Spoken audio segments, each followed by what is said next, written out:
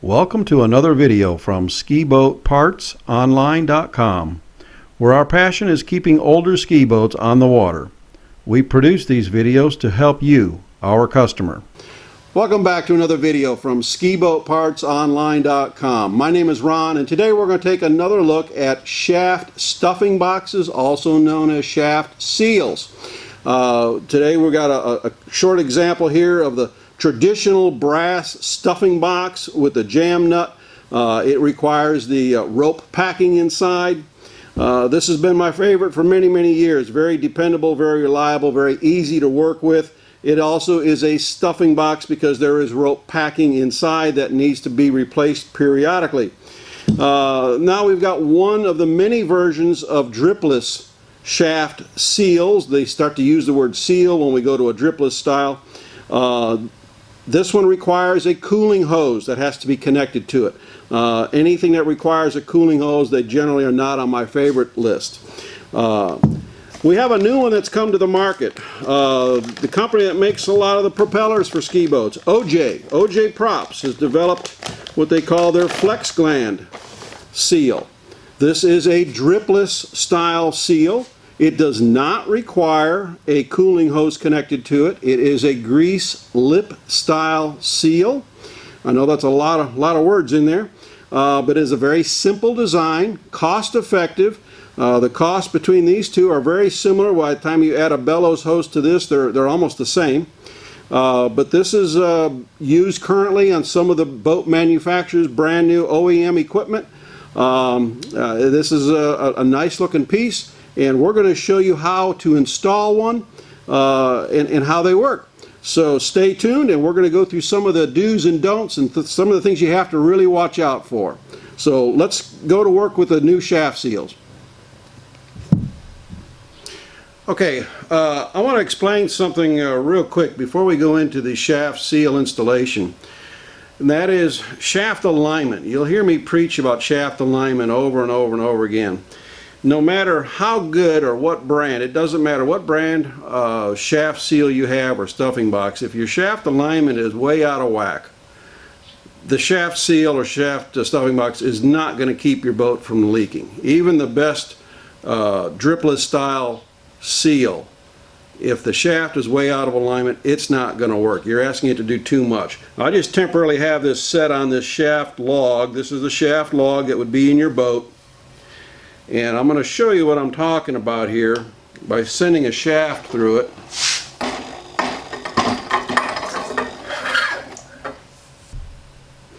Okay, now I've got a shaft coming through here, and what you want is an even gap all the way around. If your shaft is riding all the way to the bottom, you're in desperate need of a shaft alignment. If it's all the way to the top, you're in need of a shaft alignment. If it's over to one side or the other, you're in need of a shaft alignment and possibly a strut. You may have a strut issue if it's over to one side or the other. But most common, we find the shafts come in and they're near the bottom. Why are they near the bottom? It's because the motor has settled down, gravity has pulled it down and has drugged the shaft with it, and now the shaft is riding near the bottom of the shaft log. That's a big problem. I don't care whose shaft seal you buy, it's not going to like it, it's not going to want to work well, it will probably drip if you're running in this condition. So always make sure that the shaft is in alignment when you're putting on any new shaft seal. Okay, this is the new Flex Gland that's being held by my new assistant Alex. He's working in the shop this year again. This is the new Flex Gland being held next to the original plastic stuffing box. So the white stuffing box with the black hose is going to come off, and the new Flex Gland is going to go in its place. So the first thing that you've got to do is remove the shaft coupling from the transmission coupling. There'll be 4 bolts that hold them together, so we're going to go ahead and remove the 4 bolts.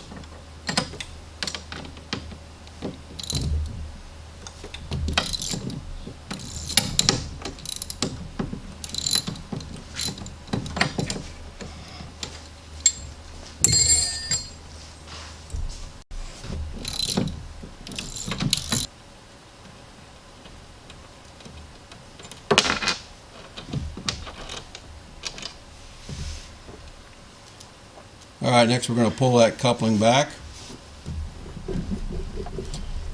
Now this is a double taper shaft. Keep pulling it back, and there will be a nut inside that has to be removed.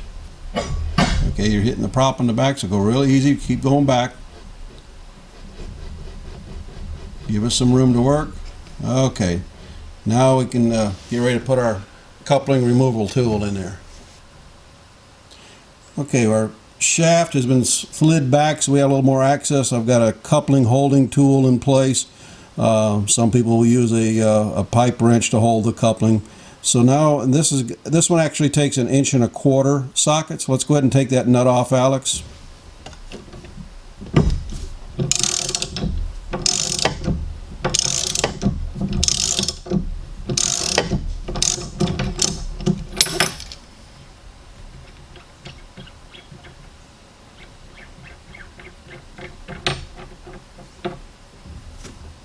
Okay, next we're going to need to press the coupling off.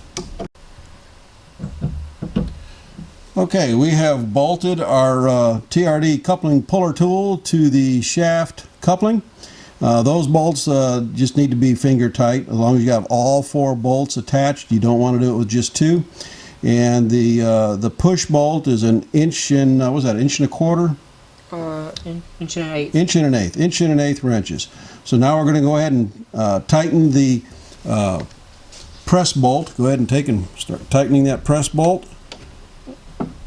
Okay, grab another bite, and at some point it's going to pop loose. Okay. All right. Now it's loose. We can go ahead and pull it off, but off camera, Alex didn't have quite enough sand in his shorts to break it loose, because there's a very distinct pop when they come apart. So we had to have a little old man strength jump in the boat to pull those wrenches, and it had a very distinct pop when that coupling moves. Once the coupling moves 1/16 of an inch, it's free.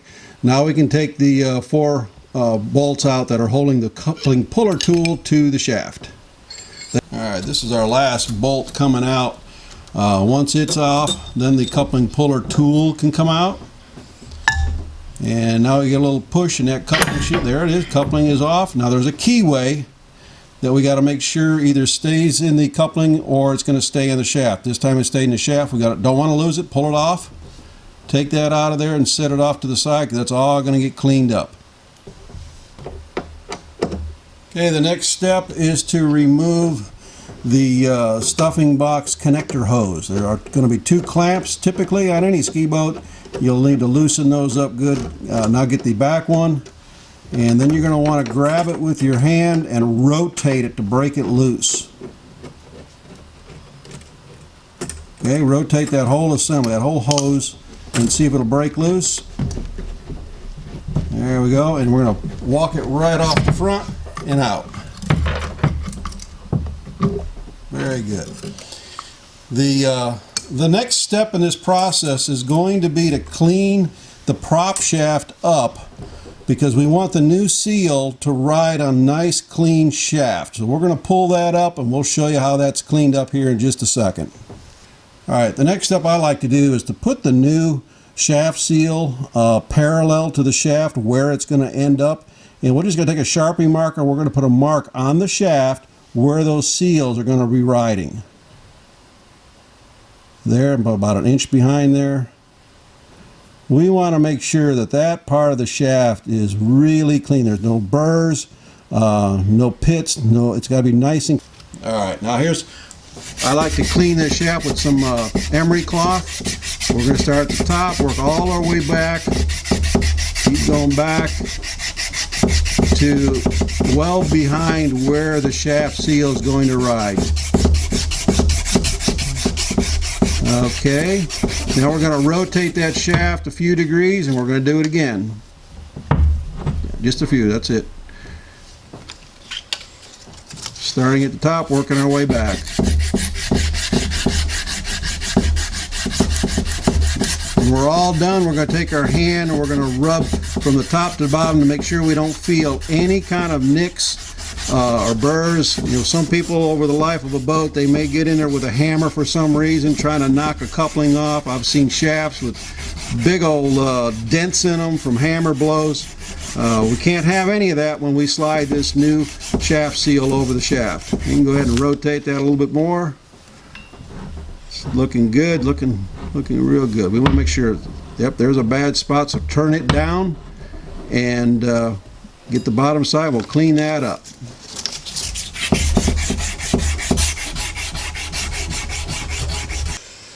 Okay, now we've got it cleaned up. We're going to take our hand and we're going to start at the top and we're going to rub it all the way down, make sure there's no burrs. I mean, it's nice and smooth all the way around. Wrap your hand all the way around that shaft, Alex. There you go. Feel nice and clean? Okay, now our shaft has been prepared for the new seal. All right, when you get your new Flex Seal, you take it out of the bag and you're ready to install it. There is a cardboard tube that you will need to remove. And what you're going to see are the actual seals and a small amount of grease that's inside of there. So we're going to set this off to the side. Also in the kit is going to come a white cardboard tube, and inside that tube is a protector sleeve. Now the purpose of this is to protect the new seals when you're putting it on the shaft. Your shaft is going to have a keyway slot, and that slot is extremely sharp. So if you had the unprotected shaft and you were rotating this on for any reason, you would cut or damage these new seals. We don't want to do that, so they supply a special sleeve. Now this sleeve, when we got it out for this boat, was a little bit longer. We found that in this application I needed to actually trim a little bit off. You can do that with a sharp scissors. It's thin plastic, cut it off, make sure there's no sharp edges on here. And you'll see when we get in the boat why we had to do that.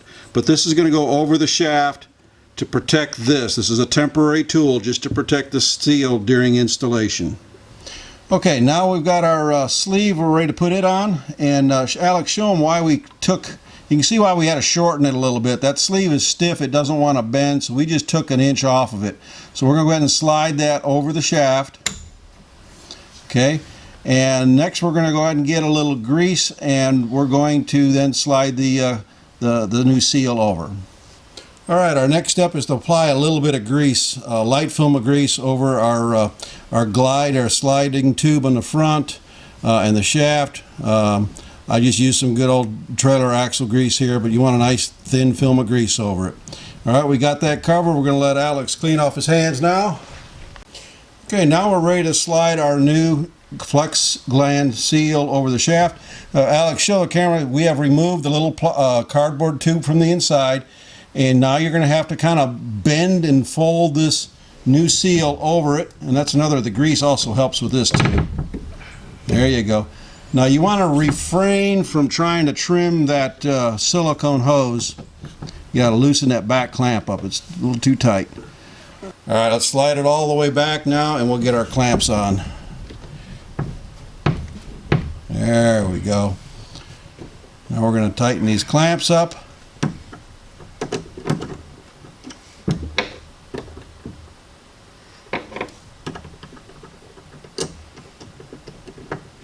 Now we're going to be confirming shaft alignment when this procedure is done. It's been done once before. Okay, those are tight. Now we can take our sleeve off. And she's ready to put the shaft coupling back on, so we're going to do that next. Get it cleaned up internally and get it ready to go on. Alright, with our protector sleeve removed, we're now ready to put the coupling back on. Alex, show me the inside of the coupling. Yep, there you go. We've cleaned the inside bore. That's good. That's nice and clean. We've cleaned the keyway. Now take the keyway and show how we slide that in and out of the shaft. Make sure that key slides freely. Now take the key back out and slide it freely in and out of the coupling. We got to it must slide easy in and out. Okay. If it doesn't, you got to clean the burrs out, and you want that key to slide. So we're going to drop the key into the shaft. And now we're going to put the coupling on. Now we're going to put our thumb behind that key to make sure that key doesn't slide out. It didn't slide out at all. Okay, now we can put our nut back on.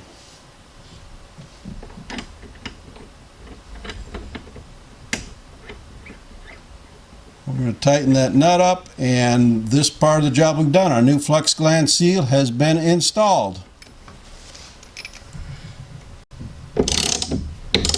A lot of guys want to know what the torque setting is on this. Yeah, I've gotten several different answers, but it's tight. You're going to talk about 80-90 pounds of torque on this nut. So it's going to be everything that Alex has, and then I'm going to end up getting in the boat and finishing it off, because it's got to be as tight as he can get it and then some. I don't think a guy can get much about 90 pounds with that short wrench. All right, is it as tight as you can get it? Mm-hmm. Very good. We're going to call this done before the old man gets in there and puts the final torque on it. Thanks for watching this video from skiboatpartsonline.com. My name is Ron, and we appreciate you watching our videos. If you like these, hit the like button. And if you want to see more of them, hit the subscribe button. Thank you, and have a great week boating.